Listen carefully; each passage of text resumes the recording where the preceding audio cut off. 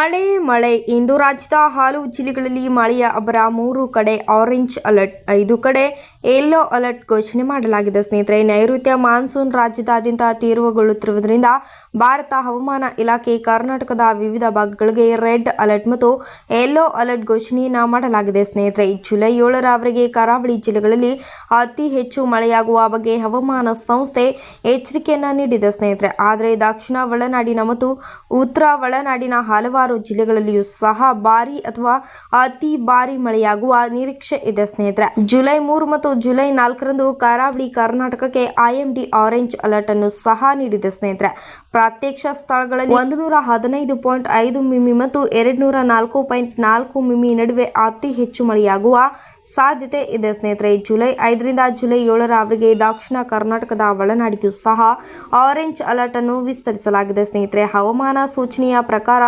ಶಿವಮೊಗ್ಗ, ಹಾಸನ, ಚಿಕ್ಕಮಗಳೂರು, ಕೊಡಗು, ಮೈಸೂರು, ಬೆಂಗಳೂರು ಹಾಗೂ ಇತರ ಹತ್ತಿರದ ಪ್ರದೇಶಗಳಲ್ಲಿಯೂ ಸಹ ಗುಡುಗು ಮತ್ತು ಬಿರುಗಾಳಿಯೊಂದಿಗೆ ವ್ಯಾಪಕ ಭಾರೀ ಮಳೆಯನ್ನ ಎದುರಿಸಲಾಗುತ್ತದೆ. ಸ್ನೇಹಿತರೆ, ಜುಲೈ 5, ಜುಲೈ 6 ಮತ್ತು ಜುಲೈ 7ರಂದು ಕರಾವಳಿ ಕರ್ನಾಟಕದಲ್ಲಿ ಆರೆಂಜ್ ಅಲರ್ಟ್ ಘೋಷಣೆಯನ್ನ ಮಾಡಲಾಗಿದೆ. ಸ್ನೇಹಿತರೆ, ಪ್ರತ್ಯೇಕ ಸ್ಥಳಗಳಲ್ಲಿ 204.5 ಮಿಮಿಯಿಂದ ಅತಿ ಹೆಚ್ಚು ಮಳೆಯಾಗುವ ಸೂಚನೆ ಇದೆ. ಸ್ನೇಹಿತರೆ, ಉತ್ತರ ಕರ್ನಾಟಕ, ಉಡುಪಿ ಮತ್ತು ದಕ್ಷಿಣ ಕನ್ನಡ ಕರಾವಳಿ ಜಿಲ್ಲೆಗಳಿಗೆ ಈ ಎಚ್ಚರಿಕೆ ಅನ್ವಯಿಸುತ್ತದೆ. ಸ್ನೇಹಿತರೆ, ಅಲ್ಲಿ ನಿರಂತರ ಭಾರಿ ಮಳೆಯಾಗಿದ್ದರಿಂದ ನದಿ ಮಟ್ಟ ಹೆಚ್ಚಾಗುವ ಮತ್ತು ಪ್ರವಾಸ ಮತ್ತು ಭೂಕಂಪದ ಅಪಾಯ ಹೆಚ್ಚಾಗುವ ನಿರೀಕ್ಷೆ ಇದೆ. ಸ್ನೇಹಿತರೆ, ತೀವ್ರ ಮಳೆಯ ಸಮಯದಲ್ಲಿ ನಿವಾಸಿಗಳು ಹಾಗೂ ಮನೆಯೊಳಗೆ ಇರಲು ಈ ಸಂಪೂರ್ಣವಾಗಿ ಅಗತ್ಯವಿಲ್ಲದಿದ್ದರೆ ಪ್ರಯಾಣವನ್ನು ತಪ್ಪಿಸಲು ಸೂಚನೆ ನೀಡಲಾಗಿದೆ. ಸ್ನೇಹಿತರೆ, ಹಾಗೆ ದಕ್ಷಿಣ ಮತ್ತು ಉತ್ತರ ಕರ್ನಾಟಕದ ಒಳನಾಡಿಗೆ ಜುಲೈ 1ರಿಂದ ಜುಲೈ 4ರವರೆಗೆ ದಕ್ಷಿಣ ಕರ್ನಾಟಕದ ಒಳನಾಡಿಗೆ ಮತ್ತು ಜುಲೈ 1ರಿಂದ ಜುಲೈ 7ರವರೆಗೆ ಉತ್ತರ ಕರ್ನಾಟಕದ ಒಳನಾಡಿಗೆ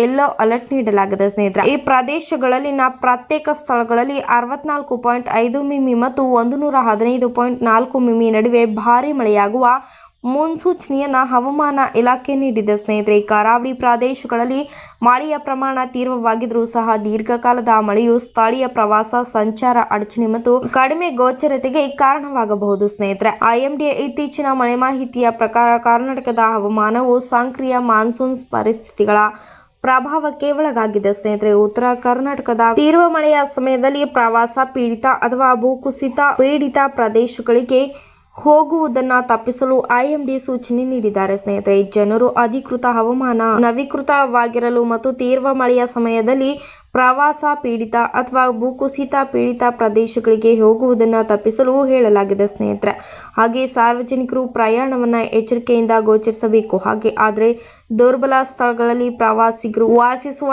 ನಿವಾಸಿಗಳು ಸಾರಿಗೆ ಮತ್ತು ಅಗತ್ಯ ಸೇವೆಗಳಲ್ಲಿ ಸಂಭವನೀಯ ಅಡಚಣೆಗಳಿಗೆ ಸಿದ್ಧರಾಗಿರಬೇಕು. ಕರ್ನಾಟಕ ಕರಾವಳಿಗಳಲ್ಲಿ ಸಮುದ್ರದ ಅಲೆಗಳು ಪ್ರಕ್ಷುಬ್ಧವಾಗುವ ನಿರೀಕ್ಷೆ ಇರುವುದರಿಂದ ಮೀನುಗಾರರು ಎಚ್ಚರಿಕೆಯಿಂದ